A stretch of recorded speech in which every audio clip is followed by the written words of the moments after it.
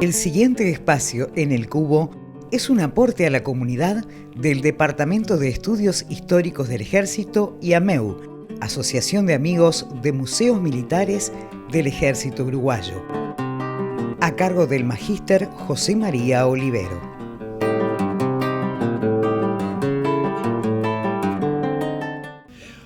Bienvenidos nuevamente a estos micros de pequeñas historias en la gran historia nacional. Hoy vamos a tratar un tema bastante interesante, además porque nos va a demostrar que siempre hay dos versiones de una misma historia y que uno no se puede quedar con una sola historia porque si no queda sesgado en un sentido. Y es la toma de la fortaleza de General Artigas del Cerro de Montevideo. La fortaleza es conocida, símbolo nacional de la fortaleza, es el símbolo de la fuerza, el escudo nacional. Lleva el nombre del prócer uruguayo, General Artigas. Estuvo presente en los sitios de Montevideo, en la Patria Vieja, estuvo defendiendo Montevideo en diferentes épocas, hasta que fue desactivada en 1930 y se convirtió en museo militar, que está abierto hasta hoy.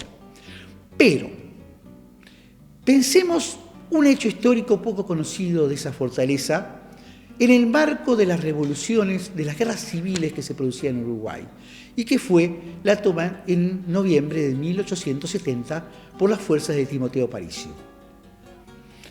Pongamos un poco el entorno.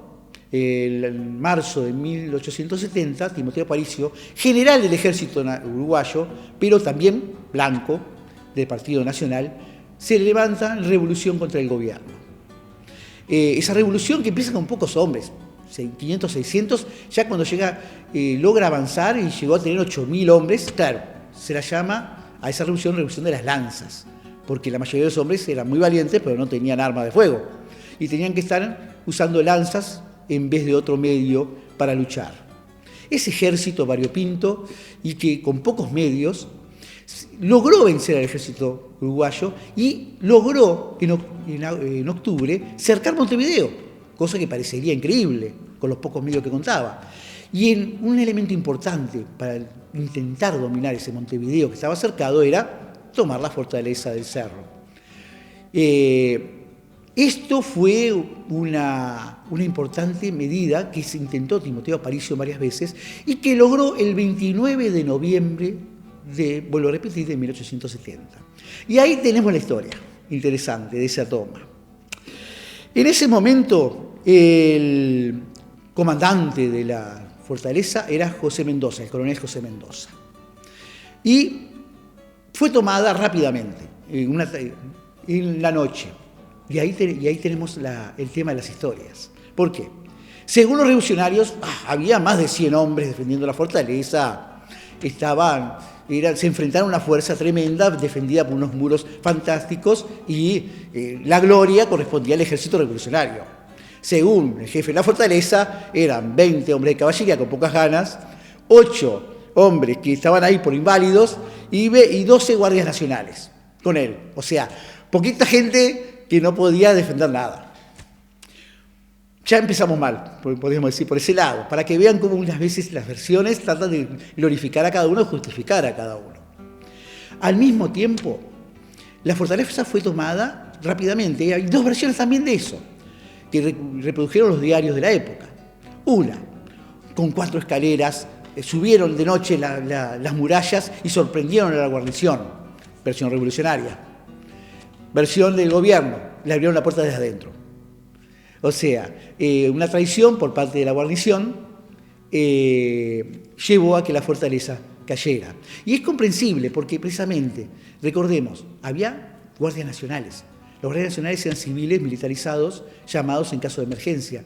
Y posiblemente hubiera blancos entre ellos. Y ahí nos muestra esa división de la sociedad interna. No era luchar contra un enemigo de afuera, era una guerra interna del Uruguay. Y muchas veces las lealtades se dividen. Con lo cual es factible que algún guardia nacional que fuera blanco facilitara la entrada a los revolucionarios.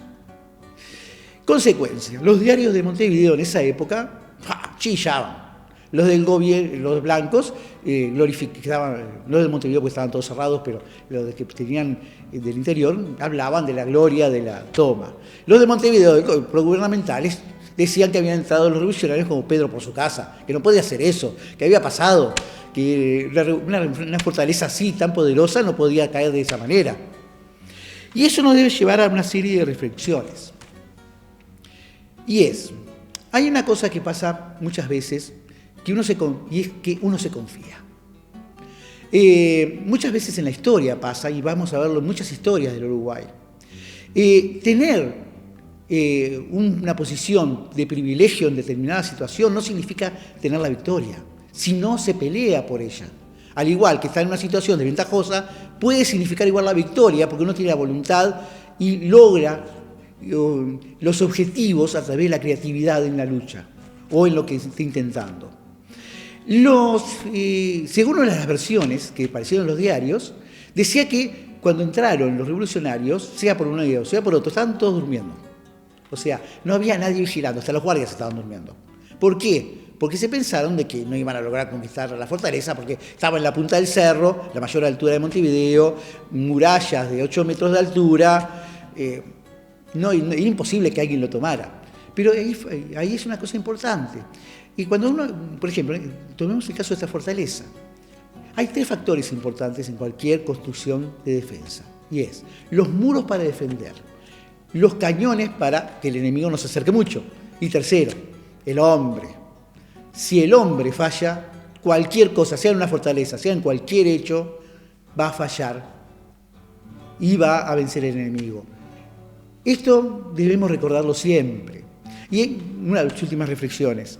Una cosa interesante, el gobernador militar que estuvo hasta diciembre de los revolucionarios en la fortaleza fue José Pedro Salvañac, que tenía el mismo nombre que el primer gobernador militar español de la fortaleza. O sea, esas curiosidades de la historia, descendiente de ese mismo. Y al segundo, esa toma significó que en 1885 el presidente Santos dijera, ¿esta fortaleza será en realidad útil todavía? Ya me la tomaron una vez, ¿no me la van a tomar 2 veces? Acordémonos que al año siguiente se produce la revolución de Quebracho. Entonces ordena un ataque simulado. Y hay un pequeño detalle en eso también. Los que atacaban sabían que era simulado, los que defendían no. Por suerte no hubo heridos. Pero mientras los atacantes usaban fuego de salva, los defensores usaban fuego real. Y casi pudo haber terminado en tragedia. Por suerte, y para que no quedara en la historia luctuosa del Uruguay, ese hecho se saldó, demostrando que la fortaleza se podía defender y que mejor tener buenas comunicaciones entre los que van a enfrentarse. Bueno, espero encontrarlos en otra historia, esas pequeñas historias de la gran historia uruguaya.